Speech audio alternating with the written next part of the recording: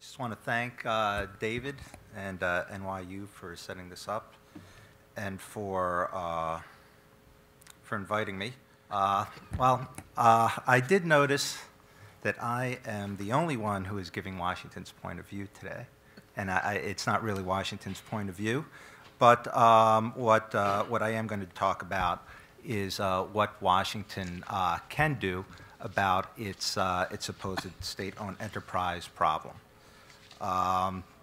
Quite simply, I'm going to give a little bit of an overview about the problem itself, how it came upon Washington really out of the blue, and then try to define what the problem is. I think from the standpoint of Washington, there are a lot of anecdotes that get people riled up about economic security, national security. This company did this company did that. I'm going to try to go over those episodes, but then try to, I don't know, come up with a sentence that just describes the problem and why it is a problem, even though, as I'll also show, it's just, from a value standpoint, it's a very, very small problem.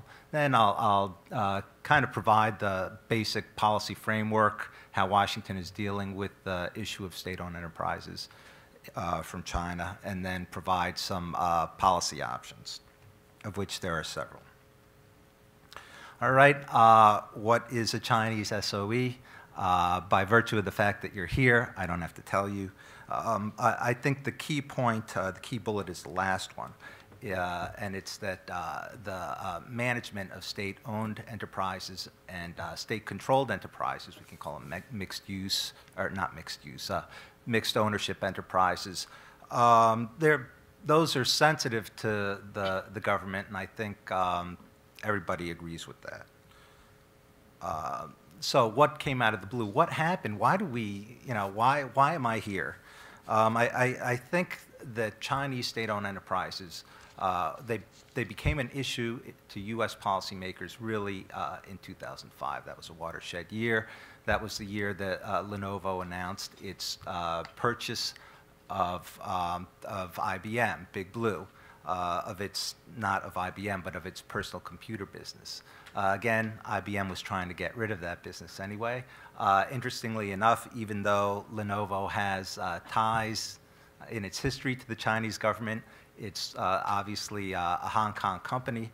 Also interesting, the U.S. government probably does not count this investment as a Chinese investment. It's probably counted as an investment from Hong Kong.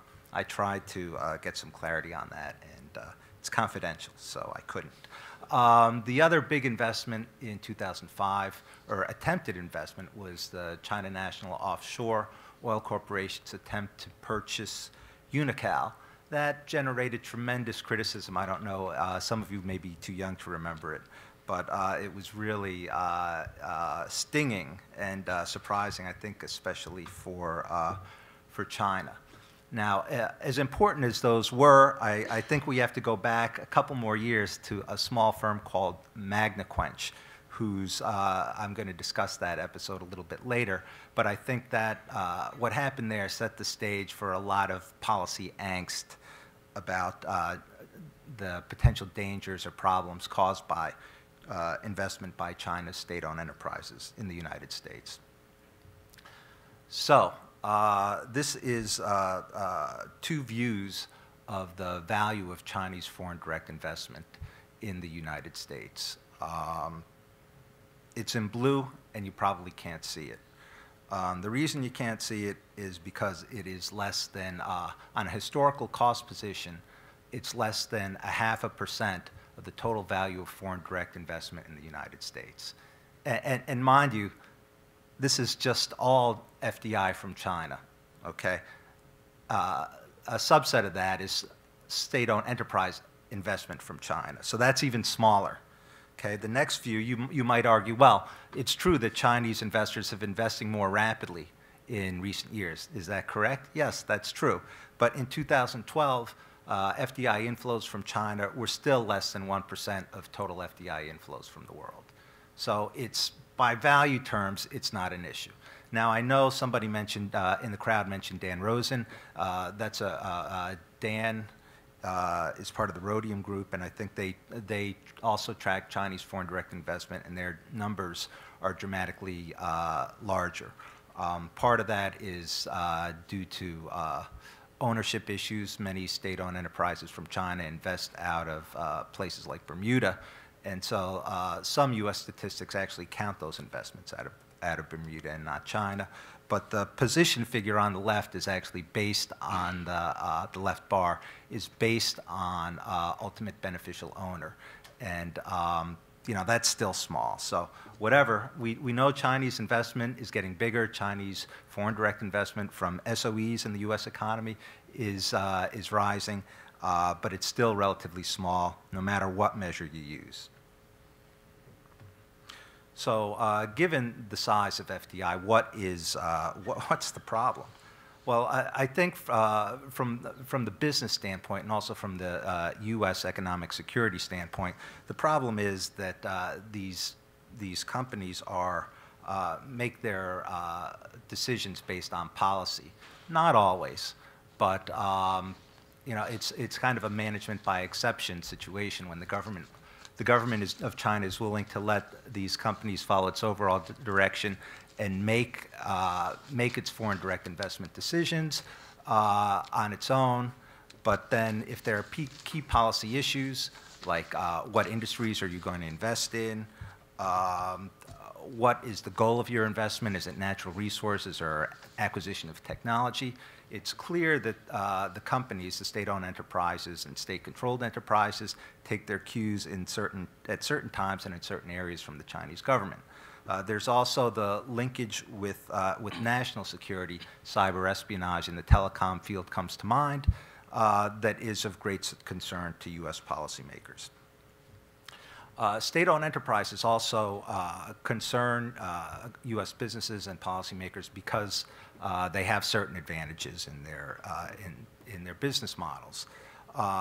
Granted, they're less productive. We all know that, but they still get receive many subsidies and policy preferences from the Chinese government. I've listed a few there. The bottom line from business, U.S. business is always complaining about unfair competition, especially in third country markets, and U.S. businesses also feel like they have a difficult time cracking the Chinese procurement market. So the advantages of state-owned enterprises are of concern. Economic security. Why is that an issue? Well, sometimes I wonder if the Chinese think we're a little bit paranoid in the United States, given the level of actual investment here and the fact that you know, they in general have not been terrible actors in all their investments. But if you take a step back, what is a nightmare scenario for U.S. policymakers? Well, imagine that a state-owned enterprise, a Chinese state-owned enterprise, makes a purchase of purchases a U.S. defense related firm. The enterprise, in so doing, acquires U.S. technology and equipment, and then, out of the blue, ceases production in the U.S., takes that equipment and moves it to China and starts manufacturing there. So then you have the lost jobs and you have a lost production in defense. Now the product has to be imported from China, and the owner and the producer of that product is the company that took the closed down the U.S. Company is a state-owned enterprise owned by the government. Okay. Then imagine that after doing that, China follows policies that essentially gives that company and that industry in China advantages. Let's say it imposes export quotas that reduce input costs, and all of a sudden that industry in China just comes to dominate the world. The U.S. has to import all its products, and including the Department of Defense has to import key products for weapon systems and the like. So that's kind of a nightmare scenario, one of them. Well, this actually happened, and it's the firm Magnequench that I discussed before. Magnequench was an Indiana producer of rare earth magnets. In 1995, it was purchased by a consortium of state-owned enterprises. It also promised that it would not close production and shift it to China. But in 2003, it closed production and shifted it to China. Since then, the Chinese government has imposed export quotas on rare earth minerals that reduce the price of those minerals in China. China is now the #1 producer of those minerals, and the prices of those minerals and access to those minerals in China make Chinese producers of rare earth magnets world champs. So, you know, here is the worst case scenario coming true. You may say that this is just a one-time thing. It's not. There's a firm called Centrolium. It's not a major producer, but it did use a technology that was developed with Department of Energy funding. It used to provide fuels to B-52s more on a demonstration project basis. Well, Centrolium was purchased, or at least partially, by Sinopec in 2007, and then this gas-to-liquid demonstration facility was dismantled and put together back in China. Not critical to national security, but again, this kind of feeds into worst U.S. policy fears. And then there's the telecom issues.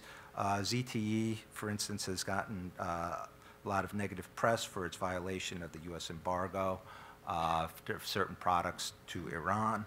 And then there's Huawei. And again, Huawei, it's another one of those firms. It's not really an SOE, right? At least we don't think it is. But it is viewed as having, as being a policy-directed firm, whether fairly or not. But it is known to have done, have engaged in hacking and technology theft from Nortel networks. And I think it was a couple of years ago, Huawei really tried to skirt CFIUS reporting requirements and didn't notify CFIUS of a certain investment it made. And in fact, it kind of seemed like it tried to hide the fact that it made the investment. So these are things that just drive people in Washington crazy. So what's the problem?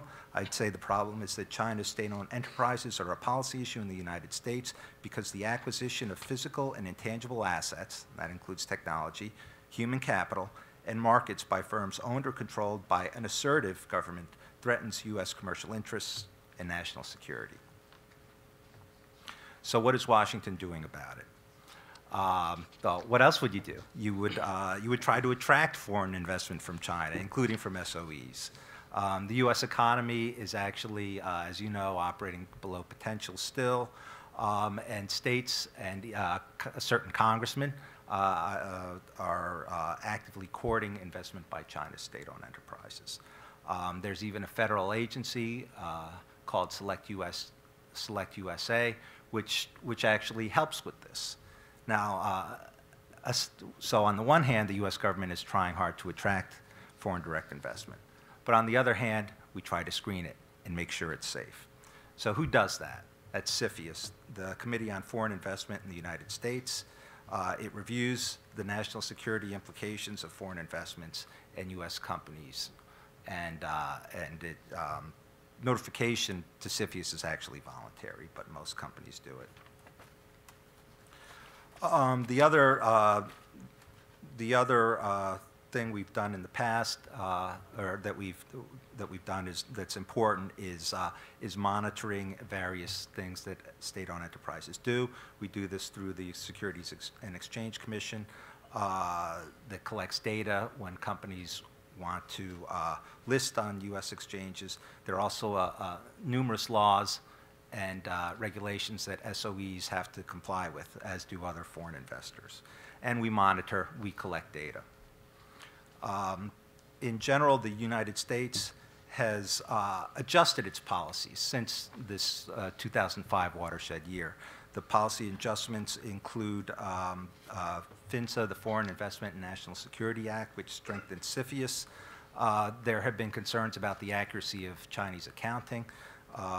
So the Securities and Exchange Commission and the Public Company Accounting Oversight Board are trying to do something about that. The Department of Commerce has begun to apply countervailing duty laws to Chinese firms, including state-owned enterprises. And a number of policy options are in the pipeline. The other way that we've looked, tried to deal with this. Andrew, you're like sure. 13 minutes in now. Oh, I didn't realize. Yeah. Okay, so external policies, we go through the World Trade Organization. State-owned enterprises are also involved in a topic of the Trans-Pacific Partnership Agreement, which may include China. The bottom line is China really, Chinese investment by SOEs is a policy issue. By and large, U.S. Policies are adjusting to these policy challenges without making wholesale changes. And I think that's really the right way to go about it, because we do need foreign investment from China. Thank you. Thank you very much. Very interesting.